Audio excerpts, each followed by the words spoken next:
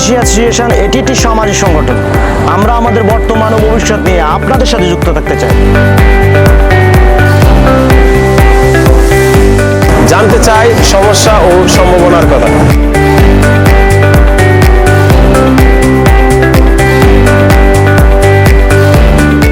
দেশ বিদেশে থাকা সকলের ভ্রাতৃত্ববোধ ও উদ্যমী মনোভাব এনে দিতে পারে ভালো কিছু করার অপার সম্ভাবনা।